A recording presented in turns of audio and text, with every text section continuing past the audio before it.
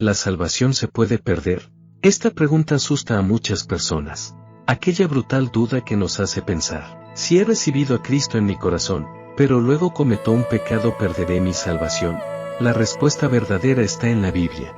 Dice la palabra de Dios en Hebreos 6, versículo 4, porque es imposible que los que una vez fueron iluminados y gustaron del don celestial y fueron hechos partícipes del Espíritu Santo, y asimismo gustaron de la buena palabra de Dios y los poderes del siglo venidero y recayeron, sean otra vez renovados para arrepentimiento, crucificando de nuevo para sí mismos al Hijo de Dios y exponiendo a vituperio.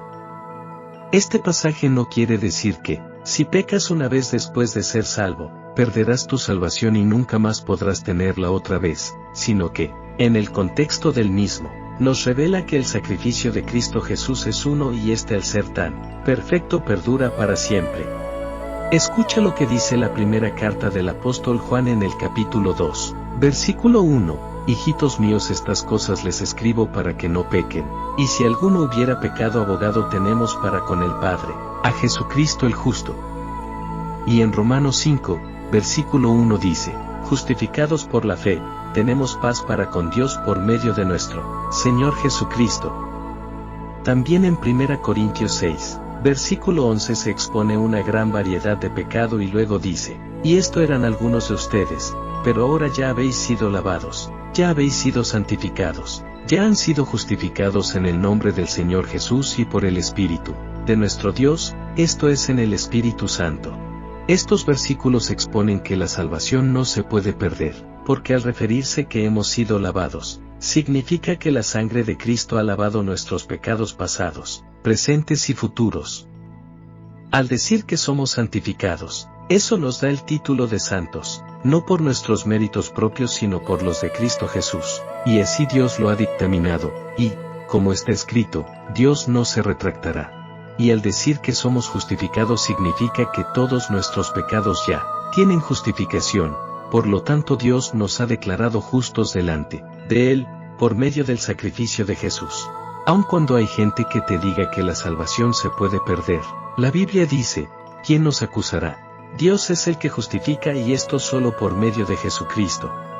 Es como si hubiéramos tenido una inmensa deuda que pagar, pero Él, mismísimo Hijo de Dios, decidió pagarla por ti, lo cual le costó hasta la última gota de su sangre para pagar dicha deuda, y no solo la tuya sino también la de toda persona en el mundo, que esté dispuesto a dejar de pecar consentidamente y por egoísmo propio, estar dispuesto a dejar que Dios cambie su vida, aunque sea difícil, y recibir el regalo de salvación. La salvación es un regalo de Dios, por lo tanto, nosotros no podemos perder lo que no proviene de nosotros. Lo que sí puede pasar es la falta de comunión con Dios de parte del cristiano. Por lo tanto, debes leer la Biblia y estudiarla diariamente. De esa manera Dios estará más presente en tu vida y habrá menos ocasiones para el pecado, porque las buenas obras no mantendrán alejado el pecado y las tentaciones. Lo que moldará tu corazón día a día será la oración, que es hablar con Dios, la Biblia, que es la palabra del Todopoderoso, y el amor que has decidido depositar en Dios. ¿Eso significa que podemos pecar cuanto queramos y no perdemos la salvación? Por supuesto que no.